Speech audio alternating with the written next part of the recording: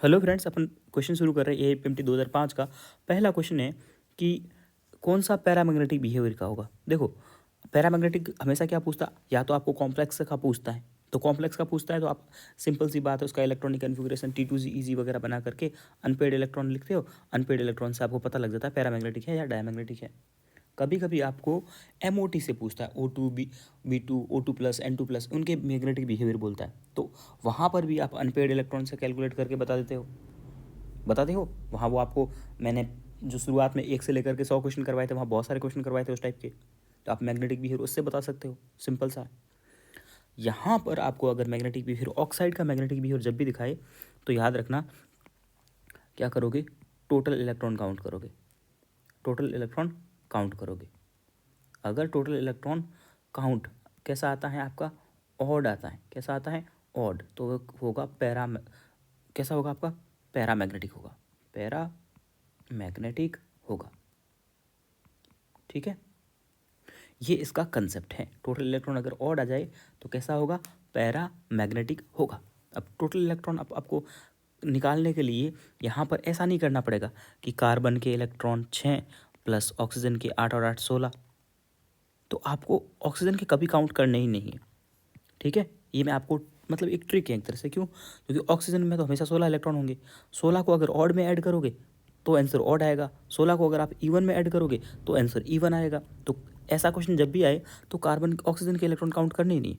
Carbon के कितने, 6, chlorine के कितने, 17, सल्फर में कितने इलेक्ट्रॉन होते हैं, 16, सिलिकॉन में कितने होते हैं, 14। अब ऑड कौन से है, ऑड है सेकंड वाला, तो जो ऑड होगा वही आंसर होगा। आप total number of electron oxygen को शामिल करके भी कैलकुलेट कीजिए, इस क्लोरीन वाले का ही ऑड आएगा, ठीक है। ऑक्सीजन को शामिल नहीं करना है, बिना ऑक्सीजन के शामिल किए आपको सिंपल से total number of electron count करोगे और उसके बाद में फिर आपका जो ऑड आएगा वो होगा पैरामैग्नेटिक। बाकी सब तीनों क्या है, डायामैग्नेटिक। उसके बाद में आपके पास में नेप्थलीन और बेंजोइक एसिड का मिक्सर है, उनको सेपरेट करना है तो सब्लिमेशन से कर लेना, ठीक है। अगला क्वेश्चन है, ये यहाँ पर कलरलेस कौन सा है, तो कलरलेस के लिए आपको बता रखा है D0 D10 F0 या F14, जिसका भी आ जाए इलेक्ट्रॉनिक कन्फिग्रेशन वो आपका कलरलेस होता है, बता रखा है। यहाँ सबके इलेक्ट्रॉनिक कन्फिग्रेशन, डी ब्लॉक के इलेक्ट्रॉनिक कन्फिग्रेशन तो आपको याद होना चाहिए, हर पेपर में 2 बार काम में आता है, नहीं तो एक बार तो आएगा ही आएगा। इसका इलेक्ट्रॉनिक कन्फिग्रेशन होगा Fe+2 का D6, इसका होगा D5 और इसका होगा D1 और इसका होगा स्कैंडियम+3 का D0। तो जो 0 D10 इन सब में ये जो इलेक्ट्रॉनिक कन्फिग्रेशन जिसका होगा वो कैसा होगा, कलर लेस होगा। बहुत बार एग्जाम में क्वेश्चन आता है, आसान कंसेप्ट। अगला क्वेश्चन है, अगला क्वेश्चन अपने से पूछता है कि कौन सी रिएक्शन स्पॉन्टेनियस होगी। स्पॉन्टेनियस का मतलब होता है ΔG नेगेटिव आए इसका, ΔG क्या है, नेगेटिव आएगा। ΔG का एक इक्वेशन होता है ΔG = ΔH माइनस T∆S, ये इक्वेशन होती है। इसको ऐसे याद रखते हैं, GHOT, घोस्ट, ठीक है। अब देखिए, अब अपने ऑप्शन के अकॉर्डिंग चेक करते हैं। पहले में बोलता है ये वाला पोर्शन बड़ा है, ठीक है, ये बड़ा है, और ΔS क्या है, पहला ऑप्शन कैलकुलेट करते हैं। ΔS छोटा है, बोल रहा है ना, ΔS छोटा है, ठीक है, छोटा है और ये बड़ा है और इसमें ΔS नेगेटिव है। तो अब इसको सॉल्व करोगे तो ये क्या आ जाएगा, छोटा प्लस माइनस माइनस प्लस हो जाएगा, T∆S। तो ये तो पूरा पॉजिटिव आ गया आंसर, क्या आएगा, पॉजिटिव आ जाएगा। पॉजिटिव आएगा तो स्पॉन्टेनियस होगी नहीं, पहला ऑप्शन तो नहीं हो सकता। दूसरा ऑप्शन बोल रहा है ये दोनों बराबर है, ये और ये बराबर है। जब बराबर होंगे तो क्या होगा, एक दूसरे में से माइनस हो जाएंगे, होंगे माइनस, माइनस होकर के 0 हो जाएंगे। तो इस सेकंड वाले में तो आंसर ΔG 0 आ जाएगा। ΔG 0 का मतलब होता है इक्विलिब्रियम, तो ये पॉसिबल नहीं है।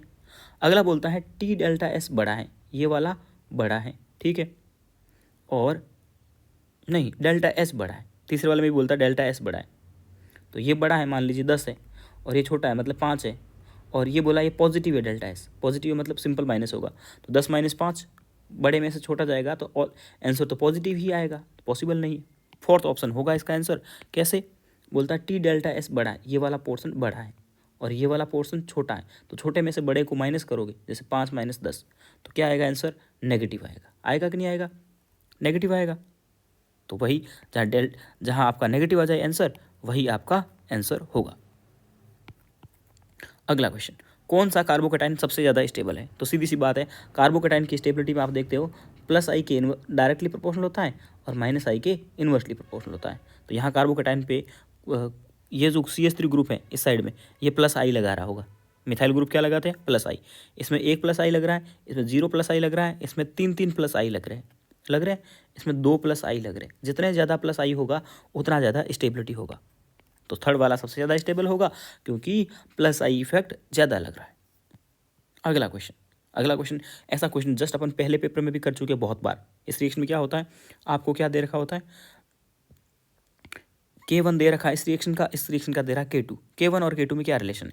देखो, NO इस रिएक्शन में लेफ्ट साइड में है, इस रिएक्शन में राइट साइड है।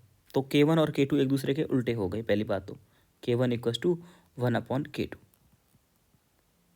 उल्टे हैं कि नहीं एक दूसरे के? ठीक है। पहली बात कि आप K1 पहले इधर किसको लिखोगे, उधर किसको लिखोगे? देखो, पहले वाले को बोलते हैं क्वेश्चन रिएक्शन और अगले वाले को बोलते हैं आंसर रिएक्शन। क्वेश्चन रिएक्शन, ऐसे क्वेश्चन अपन ने बहुत सारे वीडियोस में किए हैं, बहुत मतलब आता रहता है नीट में। 2017 में भी ऐसा ही क्वेश्चन आया था। तो उसको क्वेश्चन को देखो, फिर आंसर वाला K2। अब देखो, इसमें देखो NO2 किस साइड था? राइट साइड था। इसमें किधर आ गया? लेफ्ट साइड में। तो लेफ्ट साइड में आ गया, उल्टा हो गया। अगर प्रोडक्ट उल्टे हो जाए क्वेश्चन के तो ये आ जाएगा 1/K1। मैंने K2 इधर क्यों लिखा? क्योंकि सब ऑप्शन में K2 इधर है। ठीक है, तो 1/K1 तो आएगा ही आएगा, ये तो सीधी सी बात है। ठीक है, उसके बाद में फिर देखोगे, इधर तो एक ही NO2 था, इधर दो NO2 आ गए। तो 2 कर दिए, मतलब जितना मल्टीप्लाई हो उतना इधर पावर में चला जाता है। क्या होता है? पावर में चला जाता है। बहुत आसान क्वेश्चन है। अगला क्वेश्चन, ये क्वेश्चन 3 बार रिपीट हो चुका है नीट में। 2020 में या 19 में क्वेश्चन ये आया है। डायरेक्ट इसका आंसर याद रखना होता है 0.018 एक्वा सॉल्यूशन में वाटर का मोल फ्रैक्शन। R और S नोमेनकल्चर पूछ रहा है इसका। तो पहले क्या करते हैं, RS नोमेनकल्चर RS का मैंने वीडियो भी बना रखा है, मैं बता दूं। पहले यहाँ आपको पूरे स्टेप भी लिख देता हूँ। सबसे पहले मॉलिक्यूलर वेट के अकॉर्डिंग नंबरिंग करते हैं, ये इसका प्रोसीजर होता है। मॉलिक्यूलर वेट के अकॉर्डिंग नंबरिंग। तो ब्रोमीन का मॉलिक्यूलर वेट सबसे ज़्यादा 1, 2, 3 और 4। मॉलिक्यूलर वेट के अकॉर्डिंग नंबरिंग हो गई। अब आप देखोगे, आप घूमोगे 1 2 3, 1 2 3 आपको घूमना है। मतलब पहले 1 को देखना है, फिर देखना है 2 को, फिर देखना है 3 को। 1 2 3 घूमे, 1 2 3 के अकॉर्डिंग घूम गए। ठीक है, घूमना है। ठीक है, अब अगर आपका एरो हो सकता है आप क्लॉकवाइज घूम रहे हो सकता है आप एंटी क्लॉकवाइज घूम रहे हो। भाई यहाँ तो अब आपको घूम लिया ना, तब आपको दिख रहा है कि क्लॉकवाइज घूमे, इधर घूम रहे हैं। ठीक है, अब आपको देखना है 1 2 3 4, अगर खड़ा हो, यहाँ खड़ा नहीं है ना, डैश पे हो तो R होता है और वेज पे हो तो S होता है। कौन हो? फोर्थ नंबर वाला। फोर्थ वाला पीछे लिखना ज़्यादा सही रहेगा। ओके, यहाँ लिखता हूँ। फोर्थ वाला अगर डैश पे हो तो R होगा, वेज पे होगा तो S होगा। अब देखो, पहले मैंने लिख दिया ना, अब आपको समझ में आएगा। ये इसका कंसेप्ट है। RS नोमेनकल्चर का यही तरीका होता है। पहले मॉलिक्यूलर वेट के अकॉर्डिंग नंबरिंग कर देते हैं, उसके बाद 1 2 3 4 घूमते हैं। अब हाँ, घूमते हैं। अगर क्लॉकवाइज घूमे, 1 2 3 4 घूमे और क्लॉकवाइज आए, अगर क्लॉकवाइज आ गया तो क्या होगा? फोर्थ नंबर वाले को देखेंगे। ठीक है, क्लॉकवाइज आग घूम गए तो फोर्थ नंबर वाले को देखेंगे। अगर फोर्थ वाला डैश पे है, ये देखो फोर्थ वाला डैश पे है कि नहीं है? अगर फोर्थ वाला डैश पे है तो होगा R, और वेज पे है तो S होगा। बहुत आसान था कि नहीं था? ठीक है, मान लीजिए आप घूमते 1 2 3 4, लेकिन 1 2 3 4 घूमने पर क्लॉकवाइज नहीं आता। क्या आता? 1 2 3 4 घूमते और वो आ जाता एंटी क्लॉकवाइज, आ सकता है। तो फोर्थ वाला अगर डैश पे होता तो आंसर आता, अब उल्टा हो गया S, और वेज पे होता तो होता R। बस इतना सा कंसेप्ट है R और S नोमेनकल्चर का। तो ये तो होगा R। आसान था, आपने कर भी लिया। अगला है electron gain enthalpy. Electron gain enthalpy का ऑर्डर आपको पहले भी 2-3 वीडियोज़ में दिखा चुका हूँ मैं सेकेंड पीरियड का, बट ये मिक्स क्वेश्चन है। आपको पता है ऑक्सीजन, अगर आप देखोगे ना, बहुत इंपॉर्टेंट ऑर्डर है। ऑक्सीजन फैमिली पी ब्लॉक भी पढ़ते हैं ना, तो आप ऑक्सीजन फैमिली में जब वहाँ एक टेबल बनी होती है जहाँ सारी प्रॉपर्टी दिखा रखी होती है, तो उस प्रॉपर्टी में देखोगे ना, तो ऑक्सीजन का पूरी फैमिली में सबसे कम इलेक्ट्रॉन गेन एंथैल्पी होती है। ठीक है, मतलब ऑक्सीजन सबसे पीछे रहेगा। एनसीईआरटी देखोगे आप, पी ब्लॉक वाली, ठीक है, वहाँ पे electron gain enthalpy delta E H आप देखोगे, वहाँ ऑक्सीजन देखोगे, ऑक्सीजन अपनी फैमिली में सबसे पीछे होता है, तो ऑक्सीजन सबसे पीछे रहेगा, आंसर जाएगा फोर्थ। आसान है और ये बात हर किसी को पता होती है, आपको भी पता होनी चाहिए, आंसर इसी से आ जाएगा। अगला क्वेश्चन है, आपको पी और क्यू का वेपर प्रेशर के बारे में बात कर रहा है। ठीक है, यहाँ आपको क्या बोला है, पी और क्यू का वेपर प्रेशर, एक पी है और एक है आपके पास, मैं पेन चेंज कर लेता हूँ यहाँ पे,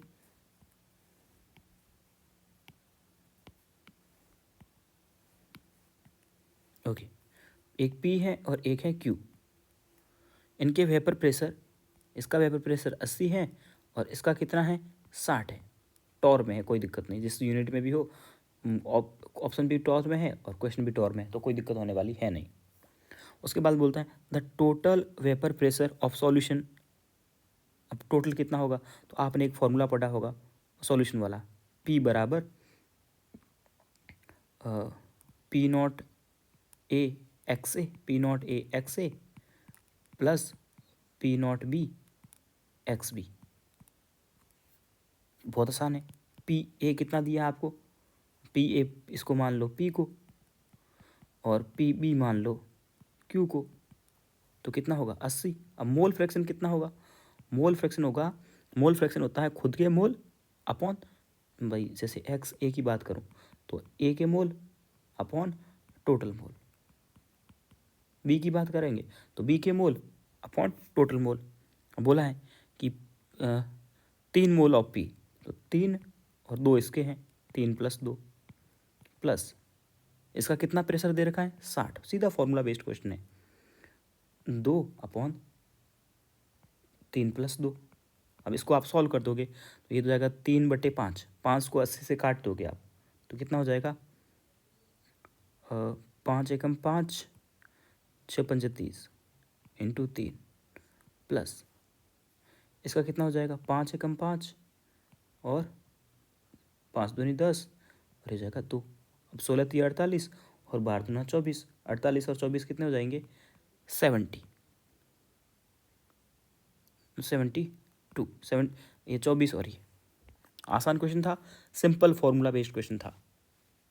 ओके, अगला question, which of the following alkene will react faster H2 under catalyst hydrogen.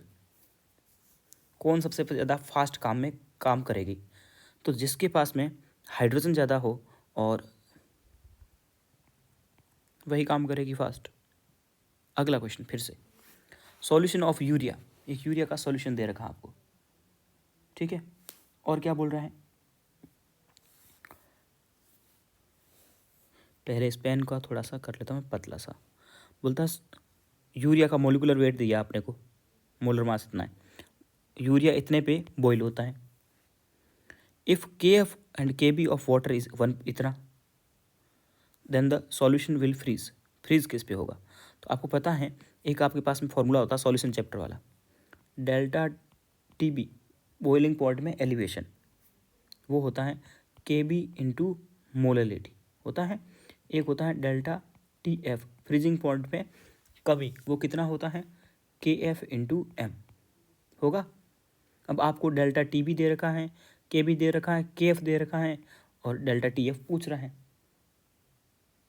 ठीक है। ओके, सॉल्व करें, क्योंकि M तो सेम सॉल्यूशन है तो M तो सेम होगा, तो M तो कट जाएगा, इन दोनों इक्वेशन को अपन डिवाइड कर देंगे तो M कट जाएगा।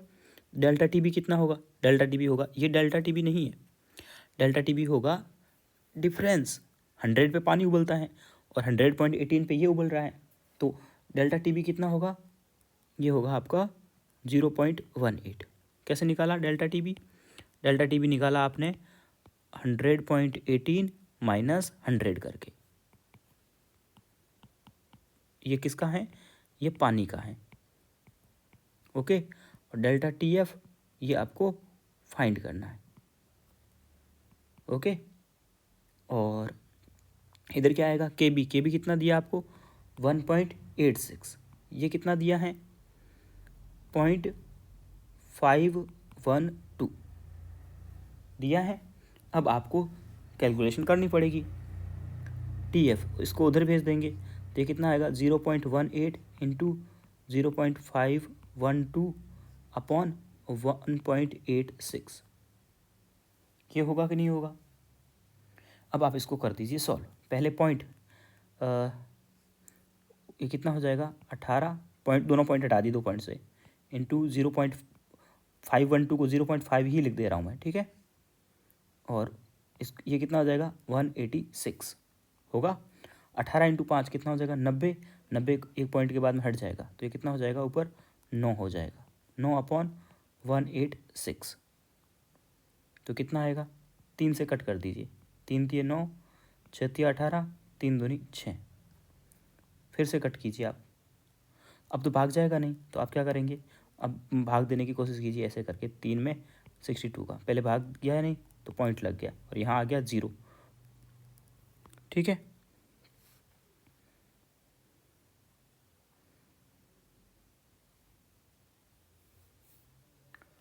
ओके,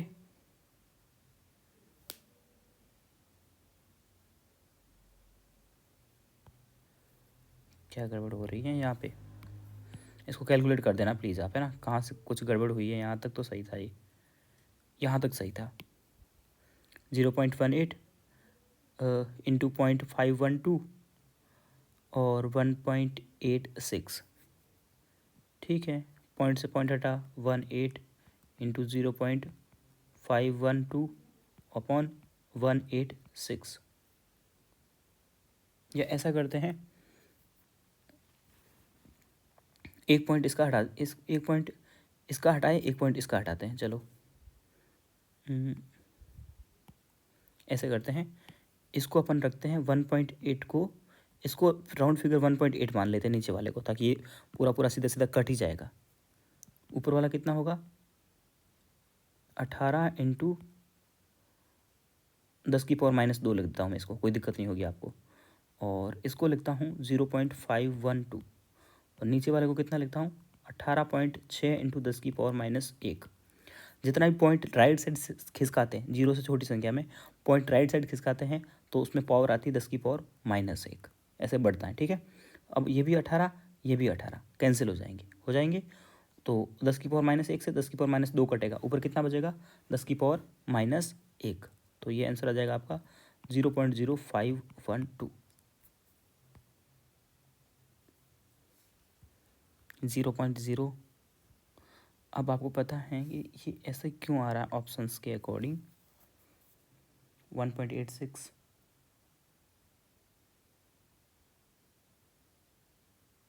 ओहो उल्टा रख दिया, ये तभी यहाँ गड़बड़ आ रहा है। सॉरी, आपका टाइम वेस्ट हुआ, बट मैंने रखते टाइम ध्यान नहीं दिया।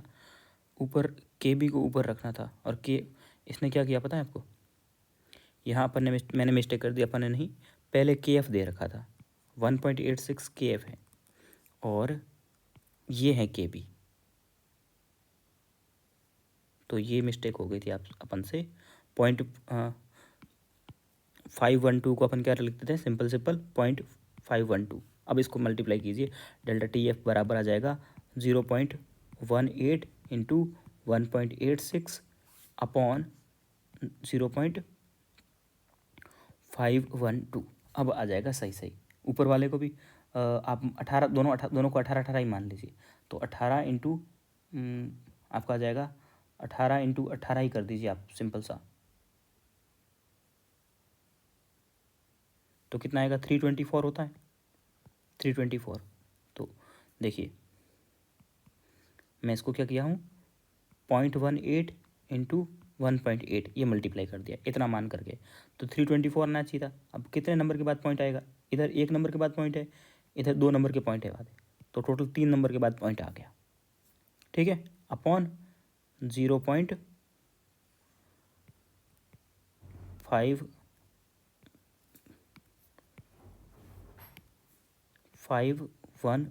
पॉइंट से पॉइंट हट जाएंगे, 324 अपॉन 512, ठीक है। इसको राउंड फिगर करेंगे तो 300/500 कितना होगा, 300/500 यानी कि 3/5। 3/5 का मतलब कितना होगा, 0.6।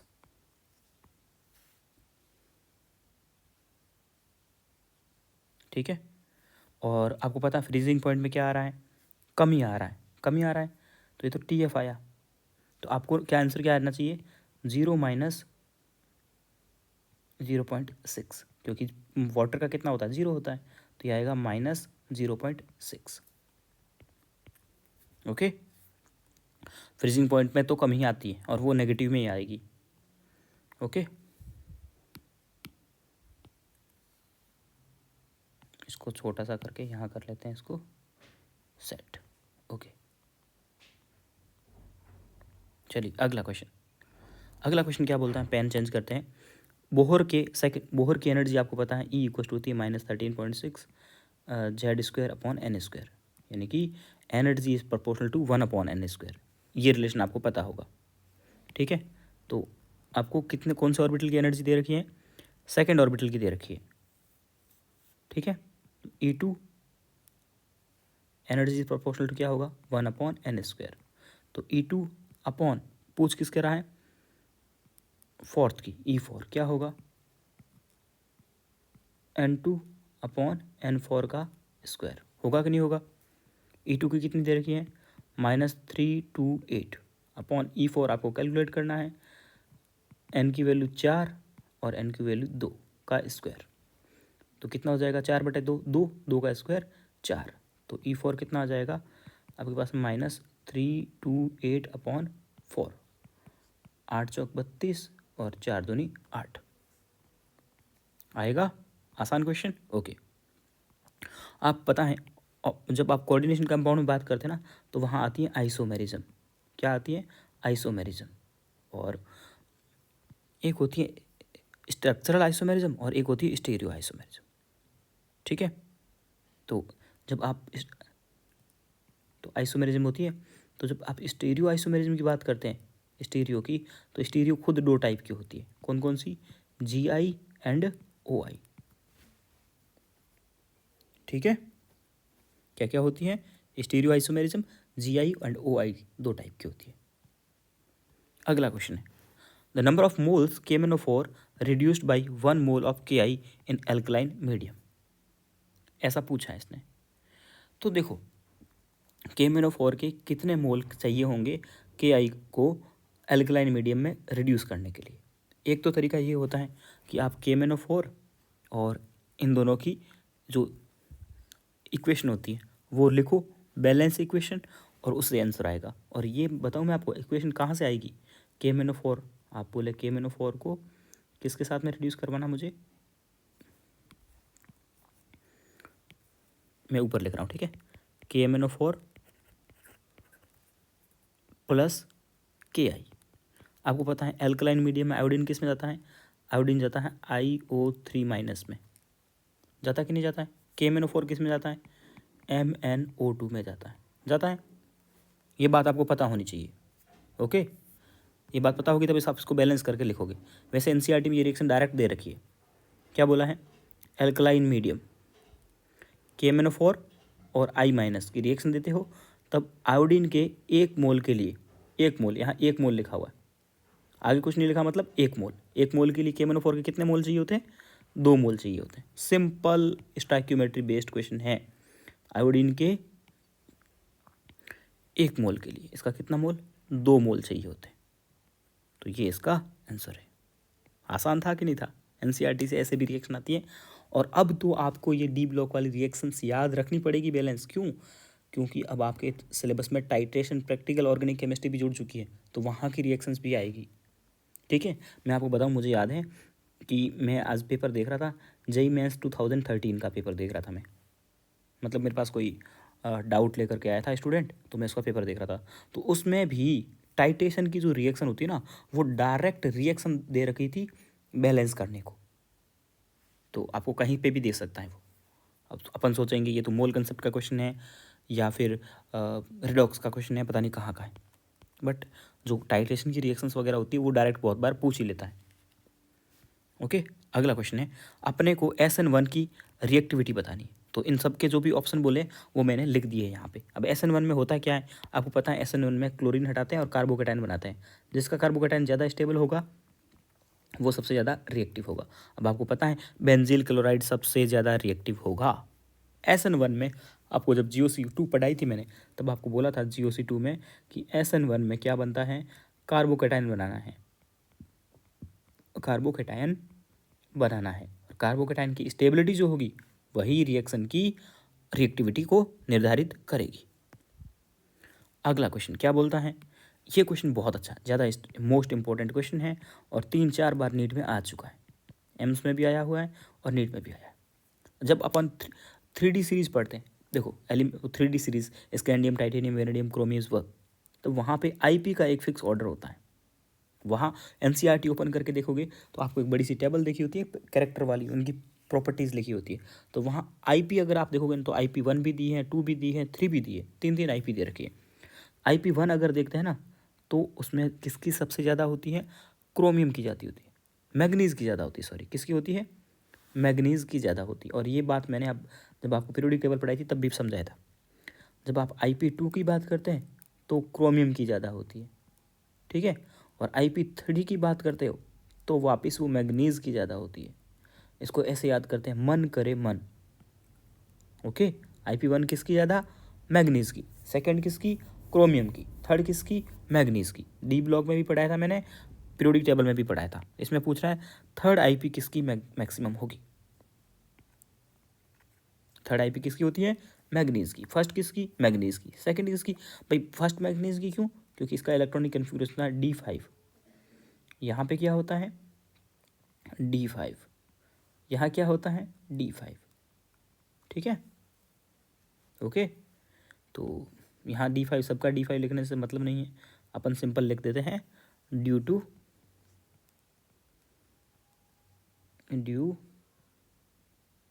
अरे यार क्या ही लिख रहा हूँ मैं, बस आप इतना याद रख दो, due to D5 half filled electronic configuration.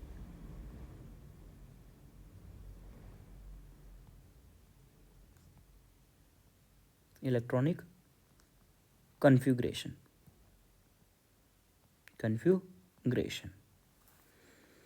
समझ में आ गई बात आपको। चलो अगला बात करते हैं, यहाँ पे पूछ रहा है ऑप्टिकल एक्टिव कौन सा होगा। भाई ऑप्टिकल एक्टिव के लिए मैं 1000 बार बोल चुका हूँ कि सिस फॉर्म में चिलेटिंग लिगेंड, सिस फॉर्म होना चाहिए और चिलेटिंग लिगेंड होना चाहिए, वो ऑप्टिकली एक्टिव होता है।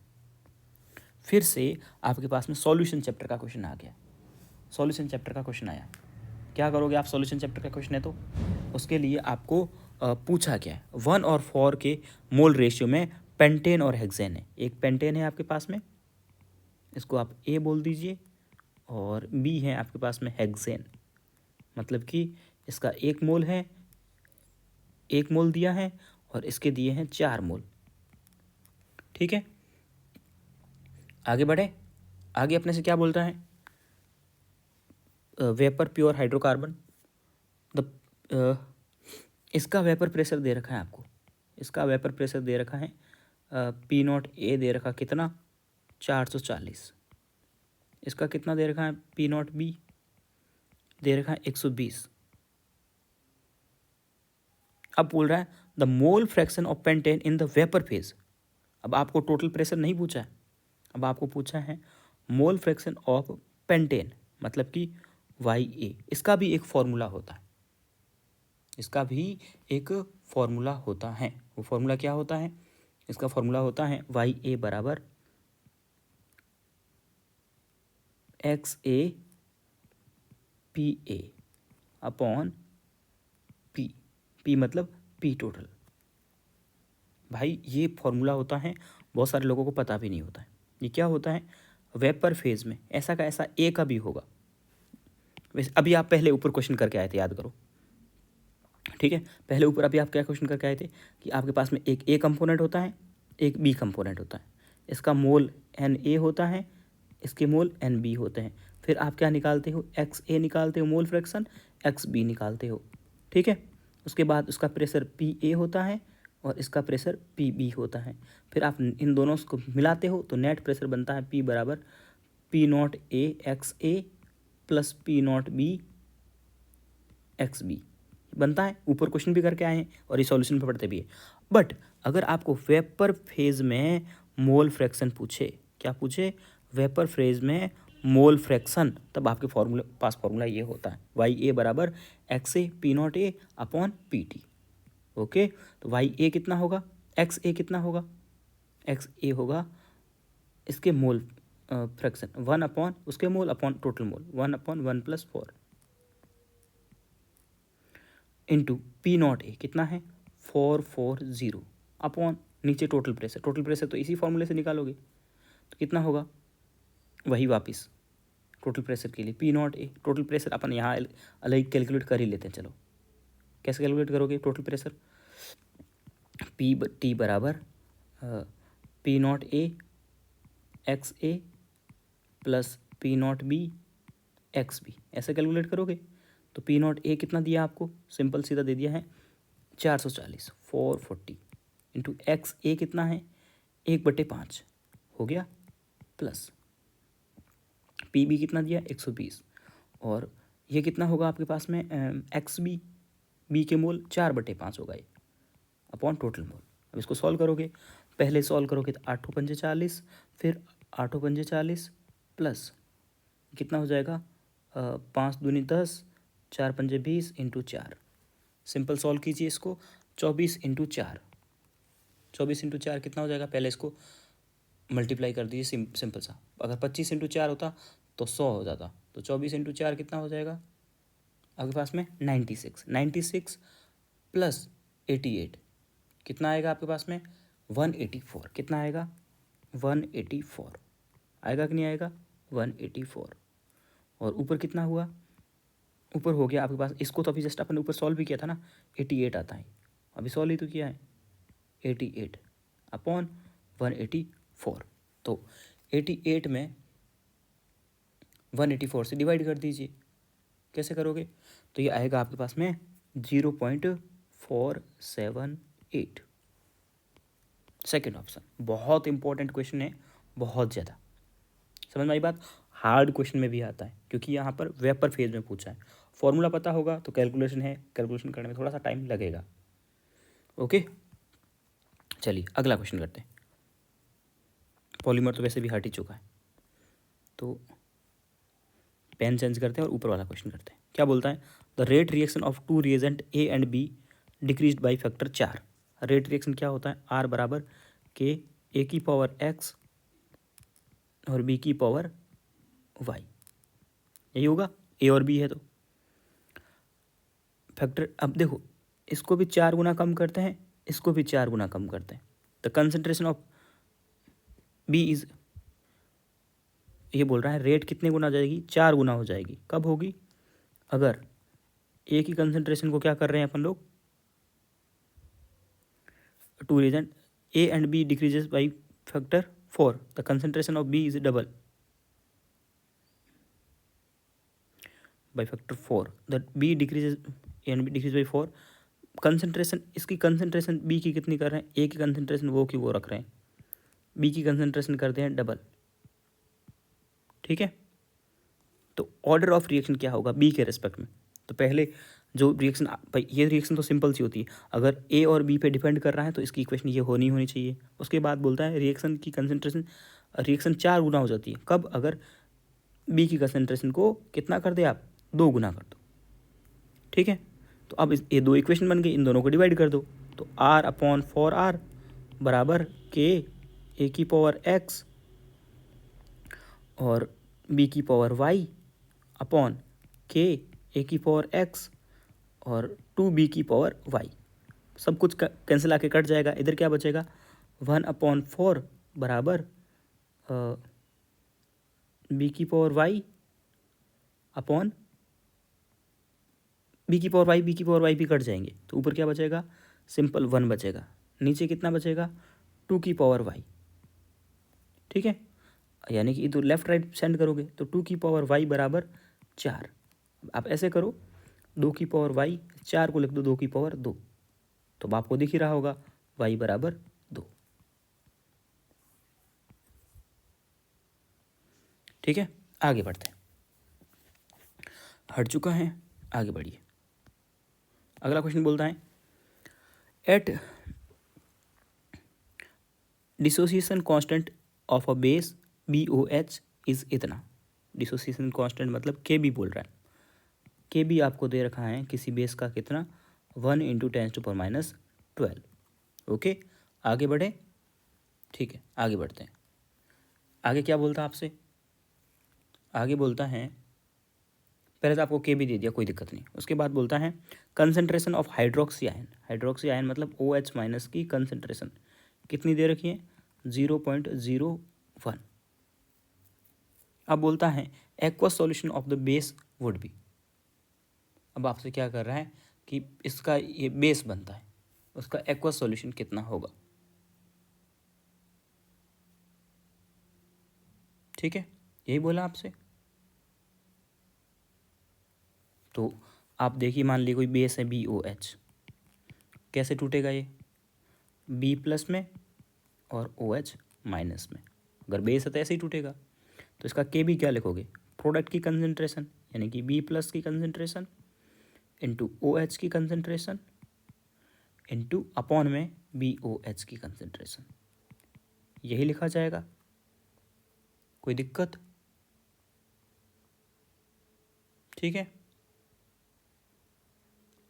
आपको पता है ये दोनों बराबर होंगे, तो इधर क्या आ जाएगा, BOH की कंसंट्रेशन का स्क्वायर, ये दोनों बराबर होते हैं तो क्या आएगा, OH- की कंसंट्रेशन का स्क्वायर आएगा अपॉन BOH। अब तो आपको सब कुछ दे रखा है, 1 × 10⁻12 दे रखा है, OH- की कंसंट्रेशन आपसे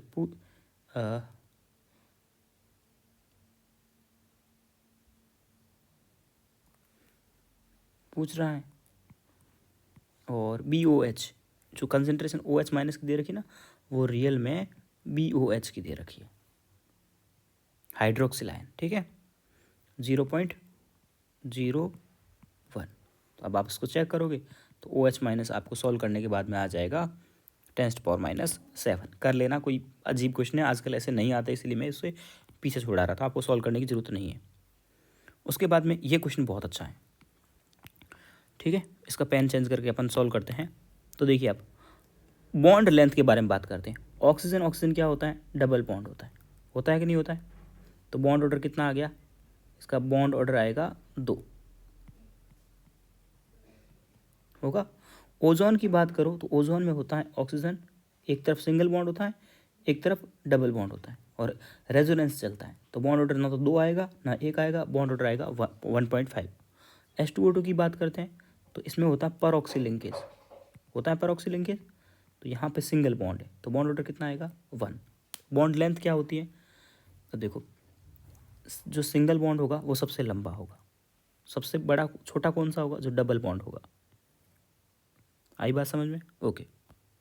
अगला बोलता है ट्राइगोनल प्लेनर ज्योमेट्री किसकी होगी। ट्राइगोनल प्लेनर का मतलब होता है sp2 हाइब्रिडाइजेशन। क्या होता है, sp2 हाइब्रिडाइजेशन, BF3 का हाइब्रिडाइजेशन होगा sp2, ठीक है, ओके। अगला क्वेश्चन है, ये क्वेश्चन आपको पता है 2020, 2021, 2022, 2019 बहुत बार आया हुआ है। आपको पता है एक्टिनोइड और लेंथेनोइड में ऑक्सीडेशन स्टेट मिलता है, बहुत ज़्यादा ऑक्सीडेशन स्टेट होता है, तो उसका रीज़न क्या होता है।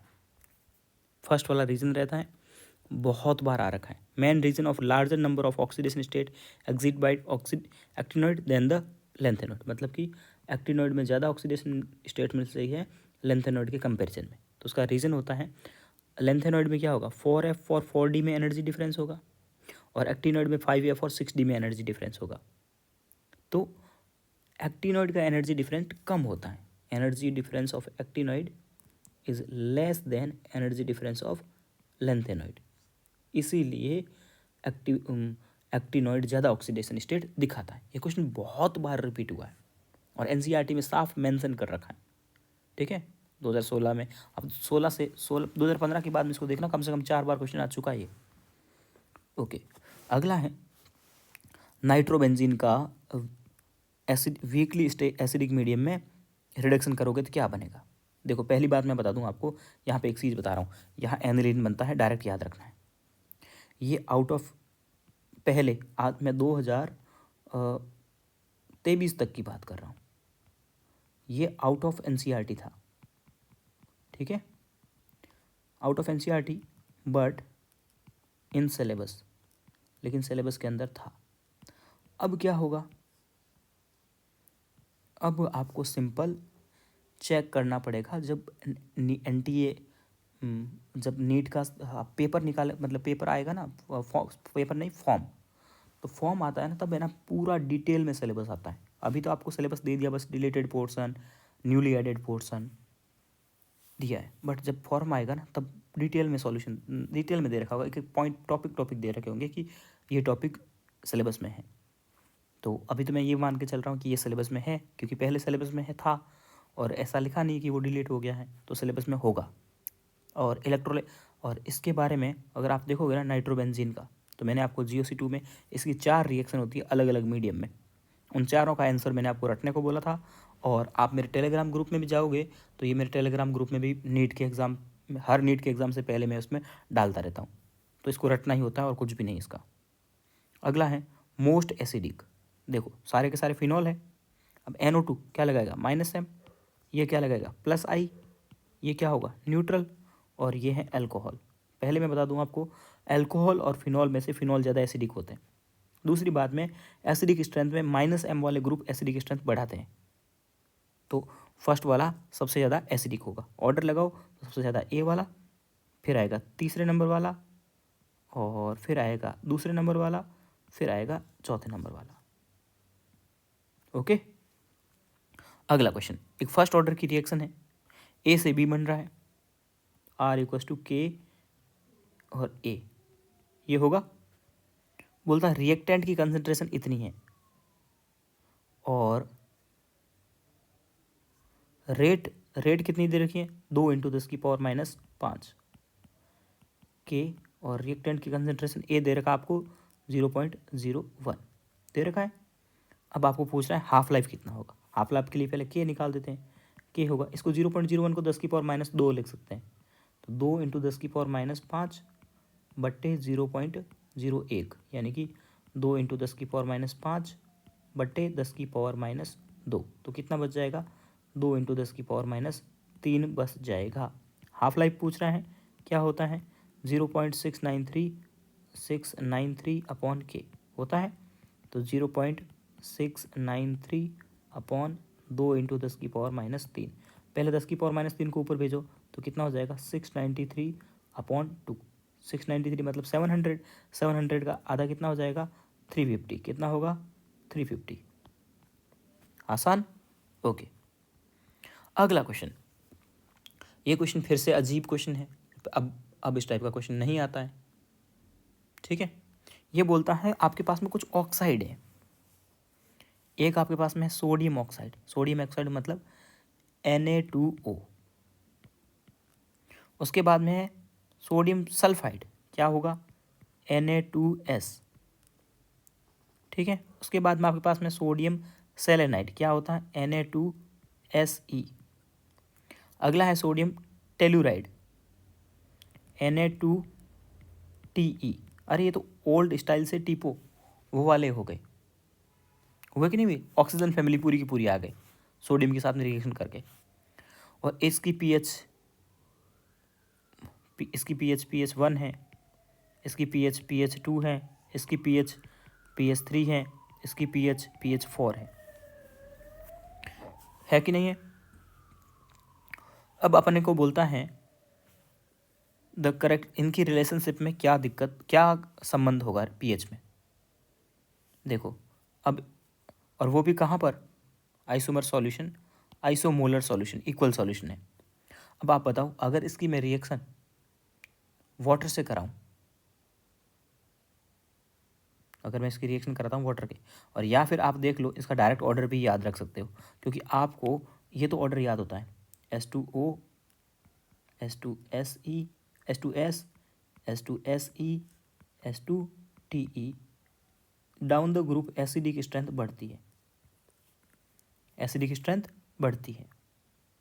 ओके, किसकी? हाइड्राइड की। तो ऑक्साइड की क्या होगी? वैसे आप ऐसे भी बोल सकते हो कि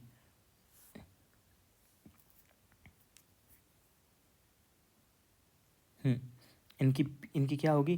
पीएच, मतलब ये acidic strength down the group बढ़ेगी। ये क्या है? एसिडिक स्ट्रेंथ का ऑर्डर है।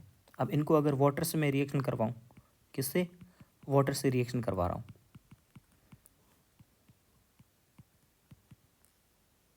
तो सब में क्या बनेगा? एक तो बनेगा NaOH, बनेगा कि नहीं बनेगा? साथ में क्या बनेगा? H2O बनेगा। ध्यान से देखो, H2O बनेगा। और इसकी रिएक्शन कराऊँ तो क्या बनेगा? NaOH plus H2S। इधर क्या बनेगा? NaOH plus H2SC। इसमें क्या बनेगा? NaOH plus H2TE। बनेगा कि नहीं बनेगा? अगर इनकी acidic strength down the group increase हो रही है, तो इनकी एसिडिक स्ट्रेंथ क्या होगी? इनकी acidic strength down the group क्या होगी? इंक्रीज होगी। होगी? अब बताओ, जो अच्छा एसिड होता है उसकी पीएच कम होती है। देखो ऐसे ऐसे बोलते हैं अपन लोग कि भाई जैसा हाइड्रोक्साइड वैसा ऑक्साइड, ऐसा ये कंसेप्ट मैंने आपको पहले भी बोल रखा है कि नहीं बोल रखा है, कि जैसा ऑक्साइड होगा वैसा ही हाइड्रोक्साइड होगा। तो ये ऑक्साइड टाइप के हैं और ये हाइड्रोक्साइड टाइप के हैं, तो पीएच में यही रिलेशन होता है। तो ऊपर वाला कम बेसिक, ज़्यादा बेसिक होगा, ये ज़्यादा, नीचे वाला down the group acidic strength बढ़ेगी। तो ऊपर वाला कम एसिडिक हुआ, तो जो कम एसिडिक होता है उसकी पीएच ज़्यादा होती है। वापिस एक बार मैं पूरा बोल देता हूँ, ठीक है, क्योंकि मैं साथ में सॉल्व कर रहा था। मेरे को नाइट्रोजन के कंपाउंड्स दे रखे थे ऑक्सीजन फैमिली के साथ में, Na2O, Na2S, Na2Se, Na2TE। और मैंने जब इसको वाटर के साथ में रिएक्शन करवाया तो एक तो बना NaOH और साथ में बने हैं H2O, H2S, H2SC, H2TE। मुझे इनऑर्गेनिक केमिस्ट्री से याद है कि इनमें down the group acidic strength बढ़ती है, इसमें बढ़ती है, तो मतलब इनके ऑक्साइड में भी बढ़ेगी। Down the group acidic strength बढ़ रही थी, तो नीचे वाला सबसे अच्छा एसिड हुआ। तो सबसे अच्छा एसिड होता है उसकी पीएच कम होती है, ठीक है, ओके। सेल मेम्ब्रेन में क्या होता है? फॉस्फोलिपिड होता है भाई, सीधी सी बात है। फॉस्फोलिपिड की बाई लेयर होती है, सिंगल और निकोलसन ने दिखाई थी। अगली रिएक्शन है, यहाँ पे क्या कर रहा है? CH3NH2। ये कौन सी रिएक्शन होगी? अमोनिया डेरिवेटिव के साथ में रिएक्शन हो गई। ये क्या है? ये है कीटोन। कैसे कीटोन है, कैसे पता लगा? डबल बॉन्ड O है और यहाँ CH3 है, दिखा, यहाँ CH3 है, तो ये कीटोन हो गया, है कीटोन। एल्डिहाइड और कीटोन अमोनिया डेरिवेटिव के साथ में रिएक्शन करते हैं, क्या होगा? ये ऑक्सीजन हटेगा और ये जो भी है पहले क्या बनेगा? NCH3 बनेगा कि नहीं बनेगा? अमोनिया डेरिवेटिव वाली रिएक्शन कल परसों एक टेबल बना करके दिखाई दी आपको, बनेगा। उसके बाद में उसका आप रिडक्शन कर रहे हो, क्या कर रहे हो? रिडक्शन कर रहे हो। तो जैसे ही इसका आप LiLS4 क्या है? रिड्यूसिंग एजेंट है। क्यों रिड्यूसिंग एजेंट है? क्योंकि इसके पास इतने सारे हाइड्रोजन है, रिड्यूसिंग एजेंट है। तो रिडक्शन करेंगे तो क्या बन जाएगा? ये बन जाएगा आपके पास में ये ऐसे NH और CH3 और ये A। आ गया आंसर? ओके। NCERT का ही तो था, अमोनिया डेरिवेटिव के साथ में कीटोन की रिएक्शन, तो एडिक्टिव प्रोडक्ट बन गया और उसके बाद उसका रिडक्शन करवा दिया। चलिए ये क्वेश्चन फिर से बहुत अजीब सा है। आपको पता है SOCl2 आपको NCERT में भी दे रखा है। SOCl2 हो, कुछ भी हो, भले एल्कोहल हो भले एसिड हो, उसका OH हटाता है और उसकी जगह Cl लग जाता है। लगता है कि नहीं लगता है? तो ये क्या बनेगा? CH3COCl। बना कि नहीं बना? क्या बन गया? CH3COCl, CH3CO और Cl। उसके बाद में यहाँ पर क्या है? बेंजीन है। बेंजीन मतलब बेंजीन। और ये क्या है? AlCl3। तो ये कौन सी रिएक्शन हो जाएगी अब यहाँ पे? फ्रीडेल क्राफ्ट रिएक्शन हो जाएगी। कौन सी हो जाएगी? फ्रीडेल क्राफ्ट रिएक्शन हो जाएगी। फ्रीडेल क्राफ्ट रिएक्शन में क्या करते हो आप, यहाँ से Cl हटाते हो और बाकी वाले पोर्शन को बेंजीन के ऊपर डायरेक्ट अटैच कर देते हो। तो बी क्या बन जाएगा आपका, ये बन जाएगा फ्रीडेल क्राफ्ट वाला COCH3। समझ में आया कि आप इतनी बात आपको, पहले Cl हटा, वो OH हटा और Cl लग गया, उसके बाद में बेंजीन लिखा हुआ था और AlCl3 लिखा था, तो फ्रीडेल क्राफ्ट रिएक्शन हो गई। हो गई फ्रीडेल क्राफ्ट रिएक्शन, आसान सी रिएक्शन होती, आपने करवा भी दी।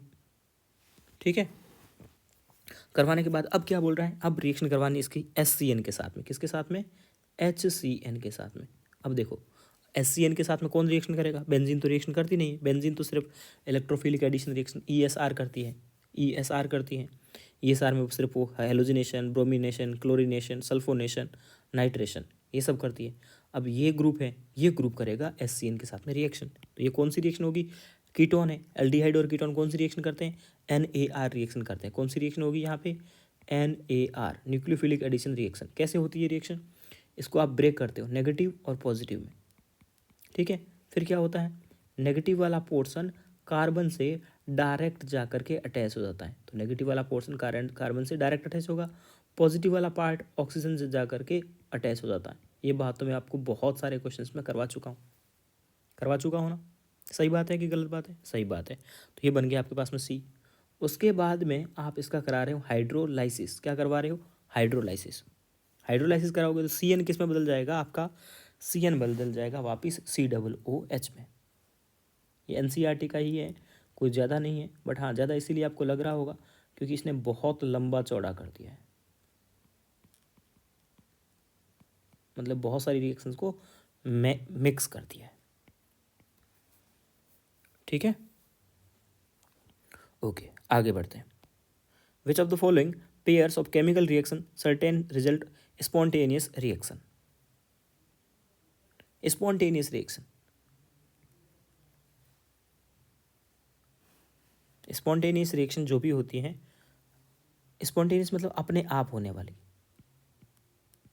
ठीक है, जो भी रिएक्शन अपने आप होती है ना, उनको अपने को बाहर से एनर्जी देने की जरूरत नहीं पड़ती है। अपने आप जो चीज़ें होती है ना, उसको एनर्जी देने की जरूरत नहीं पड़ती, अपने आप ही होगी, वो तो एनर्जी रिलीज करेगी। तो वो रिएक्शंस कभी भी एंडोथर्मिक नहीं हो सकती, अपने आप हो रही है। स्पॉन्टेनियस मतलब अपने आप हो रही है, उनका डेल्टा G नेगेटिव है, उसको एनर्जी देने की जरूरत नहीं है। और जो चीज़ें अपने आप होती हैं वो क्या करती हैं, डिसऑर्डर हमेशा इंक्रीजिंग डिसऑर्डर का मतलब होता है एंट्रोपी इंक्रीज होना, और एंट्रोपी तो हर रिएक्शन की इंक्रीज ही होती है। ओके, और वैसे मैं बता दूं ये क्वेश्चन भी अब सिलेबस में नहीं रहा है क्योंकि एंट्रोपी कैलकुलेशन थर्ड लॉ पे आती है और वो सिलेबस से हट चुका है। वैसे आपको पता चल गया होगा स्पॉन्टेनियस मतलब कि अपने आप हो रही है, अपने आप हो रही है मतलब उसको एनर्जी देने की जरूरत नहीं पड़ेगी, तो एंडो तो ऑप्शन में नहीं हो सकता। उसके बाद में डिसऑर्डर मतलब कि जो होता है ना, एक होता है ना व्यवस्थित होना चीज़ों का, अपने आप कोई चीज़ होती है ना तो फिर वो व्यवस्थित नहीं होती, एंट्रोपी उसकी बढ़ती जाती है। ये क्या रिएक्शन है भाई, ये तो ओजोनोलाइसिस है, हर कोई इसको हर बच्चा इसको कर देगा। ठीक है, हर बच्चा कर देगा, बिल्कुल सही बात है। तो ओजोनोलाइसिस करना है और फिर उसका करना है हाइड्रोलाइसिस। तो यहाँ तो आपको क्या मिलेगा, एसिड मिलेगा, और इधर क्या मिलेगा, इधर भी एसिड मिलेगा। ये आपका वो ट्रिपल बॉन्ड वाला ओजोनोलाइसिस है। ओके, बीच में से कट करके एसिड एसिड दे देना है हाइड्रोलाइसिस करवा करके, यहीं से कट करोगे ना बीच में से। ओके, CO2 तब मिलता जब एक कार्बन होता, सीधी सी बात है। दो कार्बन इधर, दो कार्बन इधर, ऐसा हो ही नहीं सकता। एल्डिहाइड तो बन ही नहीं सकता, क्यों नहीं बन सकता, और कीटोन भी नहीं बन सकता। कीटोन तब बनता है जब यहाँ एक कार्बन और होता तो ऐसे कीटोन बनता। आप सीधे ऑप्शन से ढूंढा करो ऐसे, तो कीटोन नहीं बन सकता यहाँ पे। कीटोन तब बनता है जब डबल बॉन्ड से इस टाइप की दो ब्रांचें और निकल रही हो, तब कीटोन बनता है। ठीक है, एल्डिहाइड हाइड्रोलाइसिस बोलते हैं तो एल्डिहाइड जो बना भी था वो एसिड में कन्वर्ट हो जाएगा। ओके, तो एसिड एसिड वाला आंसर जाएगा। अगला क्वेश्चन है परमानेंट डायपोल मोमेंट किसका होगा। ये 2016 में वापस रिपीट हुआ था, 2015 या 2016 में रिपीट हुआ था वापस क्वेश्चन डेट 2। डायपोल मोमेंट कैसे चेक करते हैं, डायपोल मोमेंट के लिए मैंने आपको कर रखा है कि साइड एटम सेम होने चाहिए, जो कि सब में है, side atom same and lone pair 0। अगर ऐसा होता है तो उसका म्यू होता है 0, ठीक है। बट अपने को ऐसा ढूंढना जिसका म्यू 0 नहीं हो। इसमें साइड आइटम सेम है, लॉन पेयर 0 है तो इसका म्यू 0 होगा। XGF4 और XGF2 के बारे में अपन ने पहले से बोल रखा है भाई, बहुत बार बोल रखा है कि इनके पास में लॉन पेयर होते हैं फिर भी इनका म्यू 0 होता है, तो ये ऑप्शन तो नहीं हो सकते। सिलिकॉन के पास में साइड आइटम सेम है, लॉन पेयर चेक करो 0 होंगे। लॉन पेयर कैसे चेक करते हैं, जैसे सिलिकॉन कार्बन फैमिली का है, इसके पास 4 इलेक्ट्रॉन होंगे, 4 का 4 फ्लोरीन खा गया, लॉन पेयर 0। सल्फर के पास में लॉन पेयर होते हैं तो म्यू नॉट इक्वल टू 0। अपने को वही पहचाना था कि किसके पास डायपोल मोमेंट है, मतलब किसका म्यू 0 नहीं है। देखिए कोई बोलते हैं कि आप इतने पुराने क्वेश्चन मत कराओ, देखो कितने अच्छे से क्वेश्चन आ रखे हैं, हमेशा डी पूछ रहा है, इतनी लंबी लंबी रिएक्शंस करवाता था वो, ठीक है। तो यहाँ पूछ रहा है आपको NH2, ये रिएक्शन आपको दे रखी है और आपको पूछ रहा है डी क्या होगा। NaNO2 के साथ में रिएक्शन करवाती है। यहाँ क्या बनता है NaNO2 के साथ में, जो भी रिएक्शन करता है तो डायोजेनियम सॉल्ट बनता है डायोजेनियम सॉल्ट, ओके। तो इस रिएक्शन में यहाँ पे क्या बनेगा आपके पास में, डायोजेनियम सॉल्ट बनेगा कि नहीं बनेगा डायोजेनियम सॉल्ट, बिल्कुल डायोजेनियम सॉल्ट बनेगा, ठीक है। और वैसे डायोजेनियम सॉल्ट की प्रिपरेशन भी अब इस बार सिलेबस से हटा दी अगर आप जा करके देखोगे तो, ठीक है। तो यहाँ तो बन जाएगा डायोजेनियम सेल ए। तो डायोजेनियम सॉल्ट का फॉर्मूला क्या होता है, N2 और Cl। उसके बाद उसके ऊपर में CN फेंक रहे हैं। देखो मैंने आपको बहुत बार समझाया है कि डायोजेनियम सॉल्ट बनेगा, डायोजेनियम सॉल्ट के ऊपर में जो भी फेंकते हैं वो लग जाता है। तो यहाँ पहले ए क्या बना, इसको थोड़ा सा अच्छे से लिखता हूँ मैं। ए बना आपका, यहाँ यही करते हैं इस रिएक्शन को, NH2 और उसके बाद में यहाँ पे था इसका Na2 और HCl। तो इसके ऊपर में डायोजेनियम सॉल्ट लाए तो यहाँ बनेगा आपका N2Cl, डायोजेनियम सॉल्ट बनेगा। अब डायोजेनियम सॉल्ट जब भी बन जाए, याद रखना NCERT में आधे क्वेश्चन जो एमीन वाला चैप्टर है इसी से होते हैं। डायोजेनियम सॉल्ट के ऊपर में जो फेंकते हो वो लग जाता है। आप यहाँ पर CuCN फेंक रहे हो तो जो इसके ऊपर फेंकोगे ना वो लग जाएगा। तो CN फेंक रहे हो तो CN लग जाएगा, इसके ऊपर लग गया CN, ओके। यहाँ तक हो गया, ये B तो बन ही गया, ये A बन गया था। उसके बाद में इसका H2 और Ni मतलब क्या करता है, हाइड्रोजन और मेटल विद हाइड्रोजन क्या होता है, रिड्यूसिंग एजेंट। तो इसका रिडक्शन हो जाएगा, रिडक्शन होगा तो क्या बनेगा CH2NH3। इससे ज़्यादा तो क्या ही बनेगा, यही होगा रिडक्शन होकर के, ये बन गया आपका C। उसके बाद में फिर उसका आप करा रहे हो HNO2 के साथ में रिएक्शन। यार NCERT में आपकी एमीन की रिएक्शन HNO2 के साथ में करवा के दिखाइए, RNH2 प्लस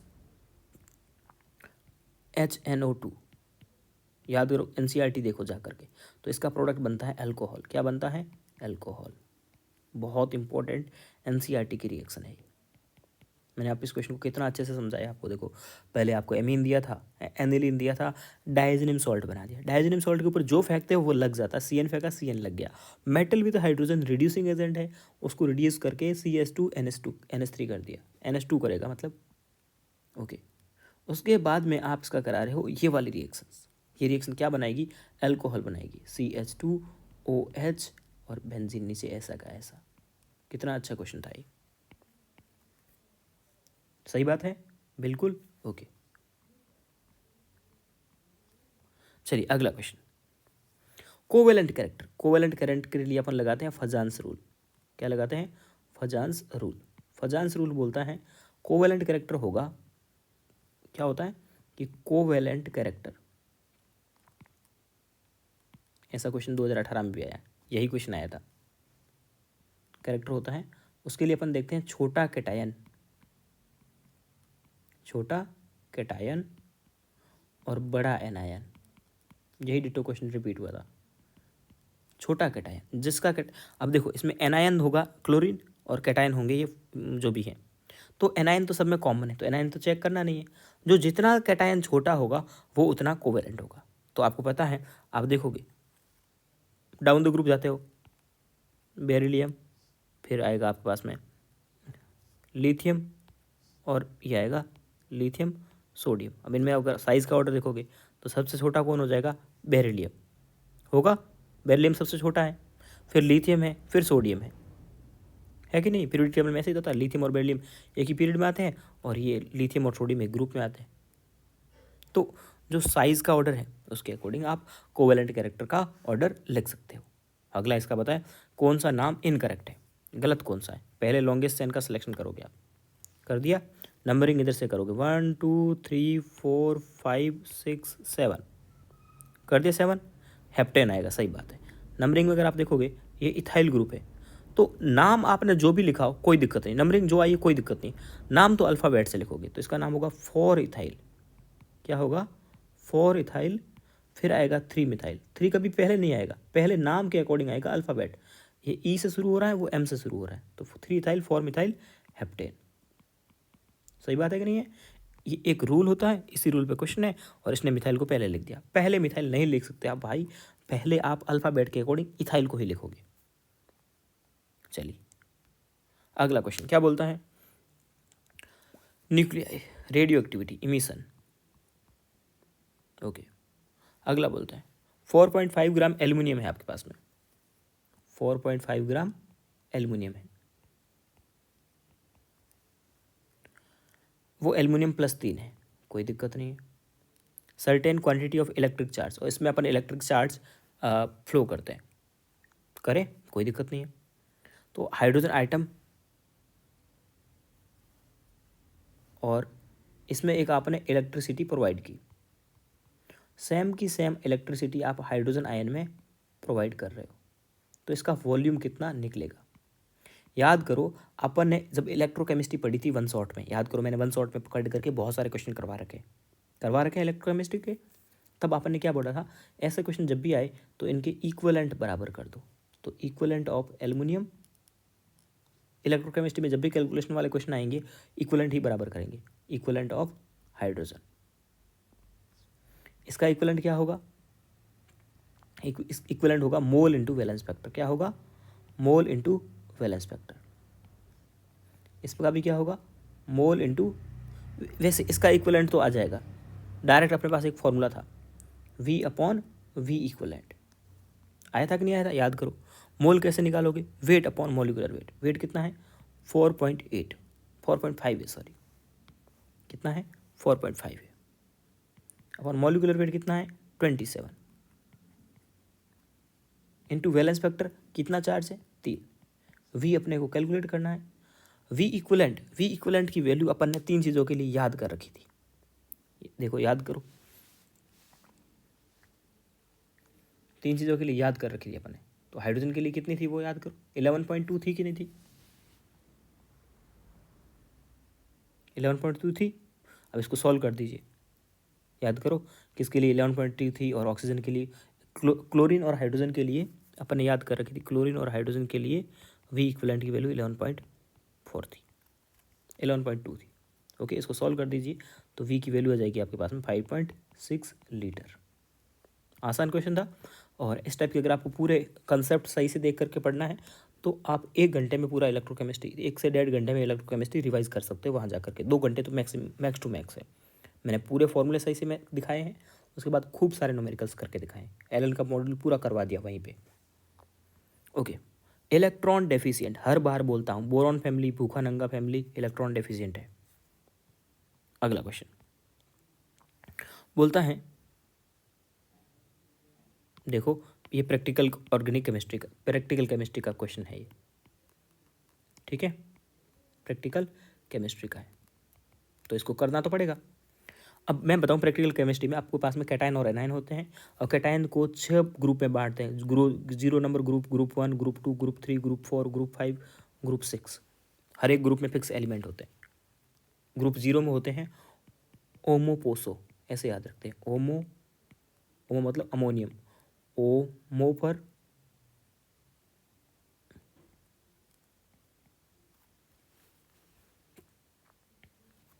ठीक है, तो मतलब एक फिक्स ग्रुप होता है।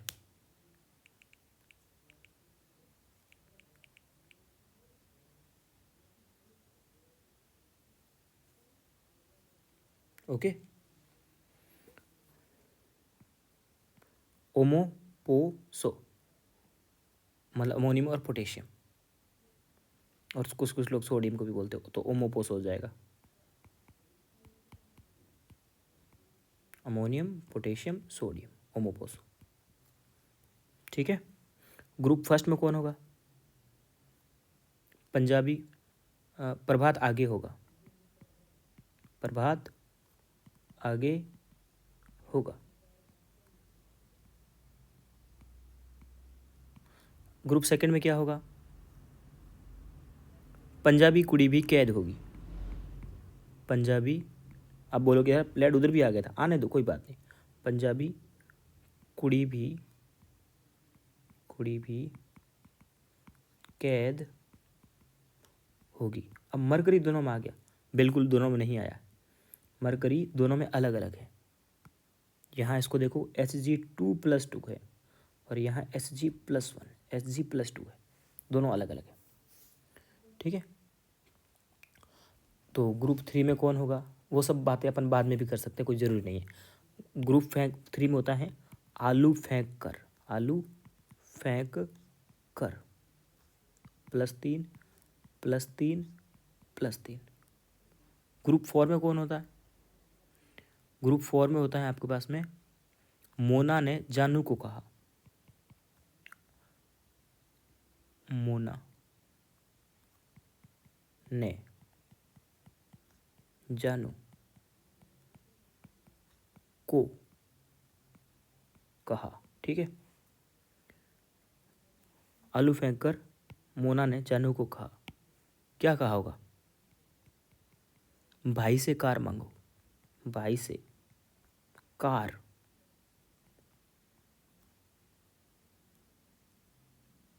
भाई से फॉर SR, भाई से कार।